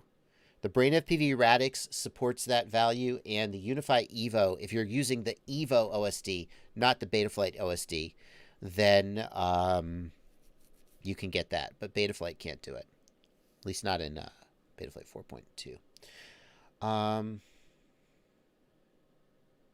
The beginning FPV. Bitcoin projected to hit $100,000 in 2021. Who is making that projection? Think about it. Top investor says stock name projected to go up. Oh, dear God, there's a wasp in here. This is going to be interesting. It's probably fine. Who is making that projection? People who already own Bitcoin are making that projection. They're projecting it to go up because they want you to buy it so they can make money. Think about it. Hey guys, I've got this new stock. It's a hot stock. I already bought a bunch of it cheap, and now I project that it will go up to 100,000. It's going to go up to 100,000 because chumps are going to buy it. And then the people who are actually like in the know are going to get out. And you're going to be left holding the bag. Think about it. How can you project that it's going to go up to 100,000? I project. Projections are, it's nonsense. It's nonsense. Think about it. They're just trying to sucker you into buying it. Think about it. Do you think if anyone in the world could actually project that a stock was going to go up to 100,000 or whatever, that they would tell you? They wouldn't tell you. They would tell Warren Buffett. If there's a guy out there who can actually project that stocks are going to go up, he's not talking to a chump like you, no offense. He's talking to a rich MF like Jeff Bezos. He's not on CNN. Jim Cramer. Sorry, Jim. The fact that Jim Cramer is on CNN telling a chump like you or me about stocks is all the evidence you need to know that he doesn't know jack, because the people who actually know what's going to happen don't work for you or me. They work for Jeff Bezos and Bill Gates and Elon Musk. And let me tell you, the way to know that the stock market is going to go up or down is because you have insider trading information. That's illegal to use, but that's what I assume they all do. So, okay. Let's just talk about it. I know that Bitcoin is not a stock, Abraham. Projecting its value is not the same as calling the market. That is not true. Bitcoin projected to go up to $100,000. Bitcoin is not a currency. It's not usable as a currency because of its volatility. One of the key characteristics of a currency is limited volatility. If you have to worry about the value of your money doubling or halving overnight, then it's not a viable currency. It is an investment vehicle. Bitcoin is not a currency. It's an investment vehicle. That's my personal opinion. It has the trappings of currency, but it is too volatile to actually be a currency as of today. So it is a stock, and you can't project it's going to go up to 100,000 because the number one driver of Bitcoin's value is speculation. That's the problem. That's the reason it's not a currency. As long as speculators drive its value more than an inherent tie to goods and services, or more to its inherent utility. Think about it. Does Bitcoin have any damn utility as a currency? No. It's a huge pain in the ass to use, and there's an immense risk of it changing value over time. So as long as speculators drive its value, it is an investment vehicle and not a currency. Is this an FPV live stream or what? Talking about Bitcoin. They talk about whatever I want. It's my live stream. I mean, I'm not saying it won't go up to 100,000, but no one can predict that it's going to go up to 100,000.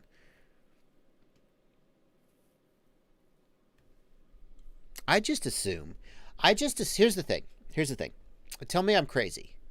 I assume that there's people out there who are manipulating the system in ways that I'm not aware of. Right? Do you think that you actually know what's going on in the world?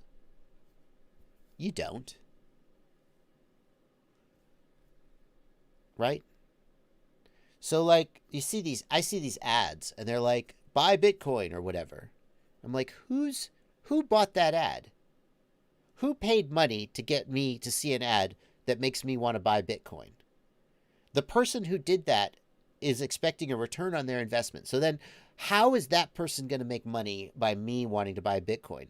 And the simplest, like Occam's razor, the simplest solution is that some rich guy bought a bunch of Bitcoin and then bought a bunch of ads to try and drive the price of Bitcoin up. Oh, that's illegal. Regulations wouldn't allow that. Oh, shut up. Okay, moving on. I do accept Bitcoin donations, by the way. Go to my website. I do have a Bitcoin address. If you want to send me Bitcoin, go for it. Oh, moving on. Ben T, thanks for a $5 super chat. Offer farmers or large landowners a tax break for providing dedicated FPV airspace. The problem is that you don't own the airspace over your property. The national airspace is regulated by the FAA exclusively. So you cannot sell the rights to your airspace.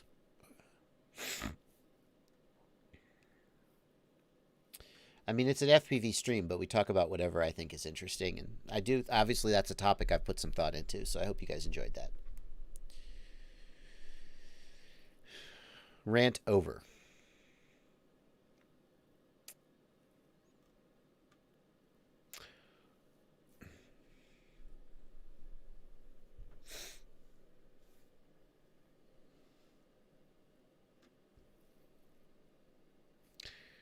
Can you make a video about the new drone laws in the EU or Norway? That's Chicken Lord. Chicken Lord, I'm probably not going to do that. The reason is that I don't sort of eat and breathe those rules because I don't live in the EU. So I don't feel like I know a lot about that, and it's not a topic that is as close to me. I'm mostly concerned about regulation in the US, so probably will not make that. No offense. Just want to be straight with you.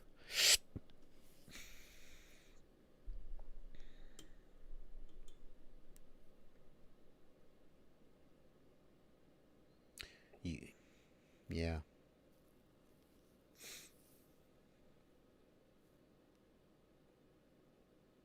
People talking about stocks like you can.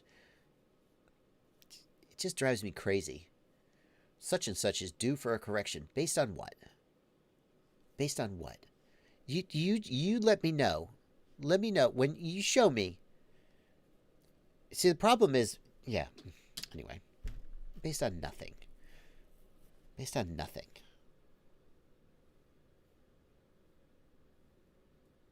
No one. No. Whole market index. Trust me. Anyway. Painless 360 is a great source for videos about EU drone laws. Painless 360 lives, I believe he lives in the UK, and has a lot of great content about the the EU regulation. Why don't we use lithium-ion batteries for our race drones? Asks TVHS 1975. The discharge rate is too low for cruising videos. For cruising and low current draw, long flight time, the lithium ions are fine. But if you need to pull 60, 80, 100, 120 amps, you can't really do it with lithium ions unless you build a big heavy pack, which is not what you want to do. The power density and current capacity of LiPos is why we use them. Bingo, Space Cowboy. That is the money right there. Space Cowboy in the Discord says, if I did or did not make a bunch of money in stocks last year, I definitely would not tell YouTube chat how I did it. Exactly. Exactly. Anybody who is on YouTube telling you how to make money on stocks, unless they're those people, I have the secret to predicting the stock market.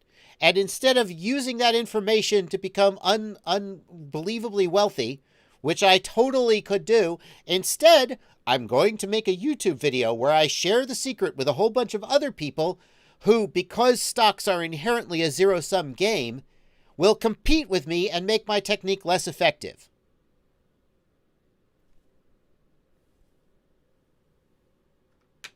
Think about it. I am a day trader, and I know how to predict the stock market and make money at it. And I will now share that secret with you instead of using it to make myself wealthy. I have an ability to predict the stock market, and now I will use that to think about it. Well, I don't have a lot of money, though, but I figured out this secret to predicting the stock market. People who have a lot of money will pay you to use that only for them. I don't know. I'm not saying it's impossible. Maybe somewhere out there there's this like Matt Damon guy, you know, a beautiful mind who figured it out. And because he's not a licensed trader, he goes on the, it doesn't make sense. It doesn't make sense. It doesn't add up.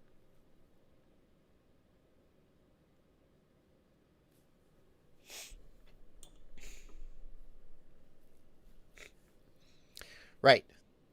Mad Max says, I became a millionaire in 2 hours using this technique. Pay $5 here. The technique is that you sell people BS for $5 and then they pay you. Anyway. Are DJI allowed at races? Asks Gerhard van Deventer. DJI, it depends on the race. For small races, like small local races, usually they can find a way to fit you in.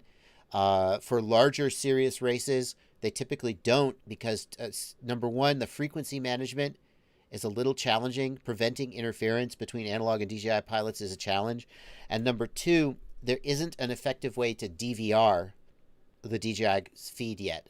So the race organizers don't have a way to check and record to resolve any differences.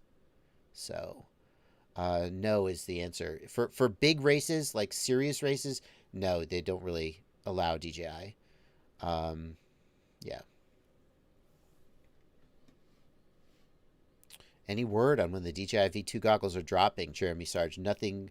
I see a lot of speculation on the internet. But there is no public word on when the DJI V2 goggles will drop. No official word.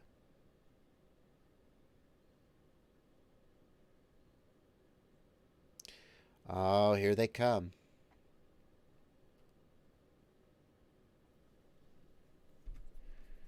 Yep. Thank you, Ethan Lamore. I have a pretty good understanding of what Bitcoin is and its origins and uses. I'm not as dumb as I look. I'm actually somewhat well read as to regards to Bitcoin. I just don't. I can smell a hype machine when I see it. The origins of Bitcoin and where it's at now are very different. The original intent. A whole lot of people have jumped on the train because they see an opportunity to make a lot of money, and they're not wrong. But I am self-aware enough to know that I am nowhere near the biggest fish in the pond, and that the big fish in the pond are playing a completely different game, and that I don't. It's like you walk into, you walk into a room, and they say, "Here's the game we're playing. You want to play?" And it turns out that there's guys in another room who are playing a completely different game. And part of their game is convincing people like me that I'm playing the same game as them. But the truth is that I'm not. And I know it.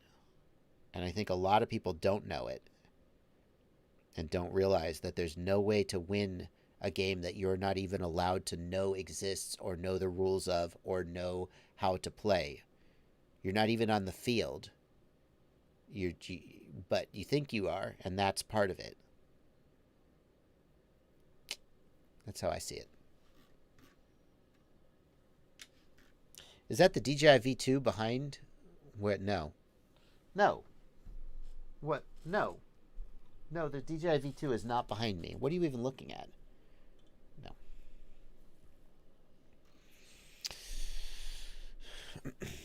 I do think cryptocurrency is very, very interesting. I think that cryptocurrency is likely to be, in some form, the future of currency as we know it.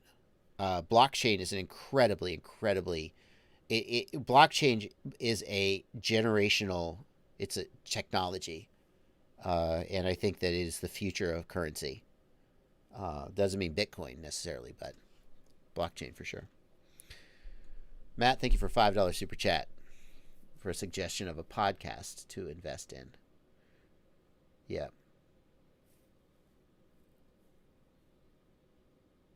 No, I'm just looking back at, like, what are you even seeing? There's a set of Bose headphones. There's a couple controllers. There's not even a set of DJI goggles behind me. So. The biggest thing about Bitcoin that bugs me, well, not the biggest thing, but the fact that Bitcoin mining was based on solving hashes means that the way to get more Bitcoin is to use enormous amounts of power. I don't think anybody could have predicted that this would happen, but there's huge amounts of electricity being spent doing useless hashing just to get Bitcoin, which I think is a shame. It's just wasted energy. I'm a big fan of crypto systems that do useful work with their hashing or their mining instead of doing useless work. That's you guys are projecting. There's literally no DJI gear behind me.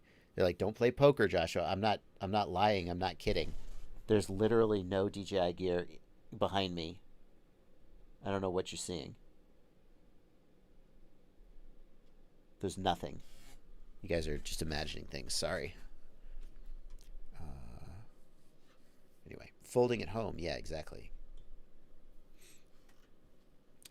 Well, we're coming up on the end of the stream. Spent the last 20 minutes talking about investing in Bitcoin. I guess we'll just do whatever. Joe B4 Eiley, thank you for 10 pounds. Thanks for the Crossfire TX power supply tip. I've been flying with a 3S 1500 LiPo Velcro to the back of my TX, powering my Crossfire all over Christmas and the New Year, and it's worked great. Excellent, exactly.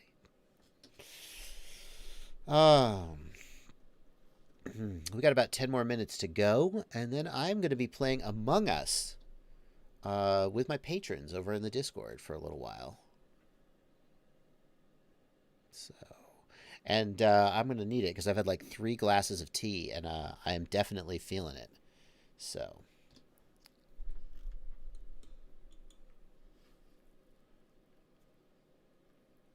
Any tips to prevent the TBS Tango 2 sensors from going crazy below 5 degrees Celsius?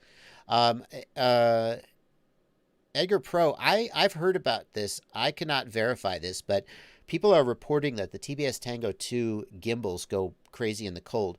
I left my Tango 2 out in sub 40 degree weather.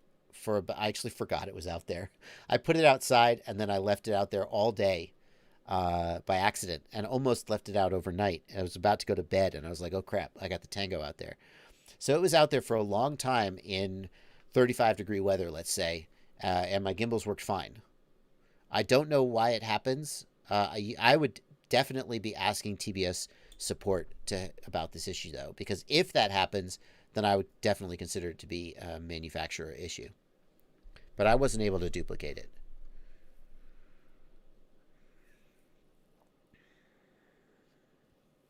Yeah. Thank you, 007, for a $20 super chat. Happy New Year to you two as well. Yeah, HempTech, thanks for $5. Thanks for the stream. Thank you guys for coming out to the stream. Aaron Ciotti is going to be streaming on his channel at 3 p.m. when I go off. Aaron, you can go ahead and start posting a link to your stream. It has been good to be back. I am looking forward to the new year.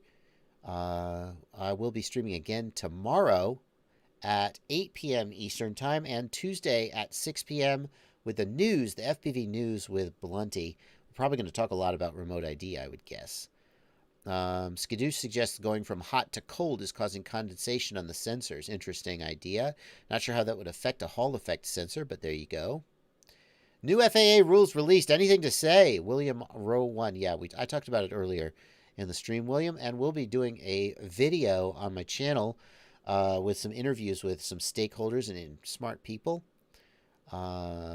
hopefully weighing in and basically summarizing what it means to you. So, Siati, where are you, man? Haven't seen the link to your stream, dude. Ryzix, thank you for another $5 super chat. Is RSSI for Crossfire possibly one of yes, so Ryzix, DJI goggles do support RSSI, yes, but not the Crossfire RSSI DBM. You need to have it in as RSSI. So you'll be using the aux channel, Ryzix. There's Siati. Siati's going to be streaming at 3 p.m. when I go off the air. T-Bird FPV, thanks for $5. William Hayes, thank you for $5. Did you talk about Tommy's new sub 250 gram 5-inch project? I did not. I'll be really interested to see. I, in general, hate sub 250 5 inches. They fly okay, but they're not durable. But if anybody could pull it off, I think Tommy could. So I'm very excited about that.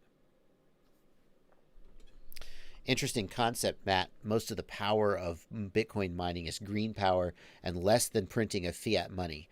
I don't know how the mining of Bitcoin compares to the energy used in printing hard currency. I mean, maybe. As far as most of the power being green, I don't know how you could know that. I guess you could make the argument that because Bitcoin mining uses so much power, Bitcoin miners flock to places where power is cheap and green power is cheaper generally. Is that true? Maybe so. It's still wasted, though. Wouldn't it be nice if instead of doing hashes for nothing, I mean, if the power is green, then it still would be better to be doing valuable work. I mean, imagine that instead of doing hashes for nothing to mine Bitcoin, you were folding proteins. Like that exists, I'm sure. A cryptocurrency based on protein folding calculation. Imagine you were actually doing useful work instead of doing useless hashes. That would be amazing. I think I'm going to finish up the stream because I really have to go to the bathroom because I've drank too much tea. Too much of this delicious Milo's tea with Mio squirts. Sponsor my stream. I think I'm going to call the stream here. But thank you for coming out. Everybody go check out Siati's stream, and I will see you again on Monday at 8. We're going to call it a couple minutes early, I think. Happy flying, you guys. I'll see my patrons over on the Discord server for Among Us in about 15-20 minutes. Siati's going to start his stream early. Awesome. Everybody go see Siati's stream. Happy flying, you guys.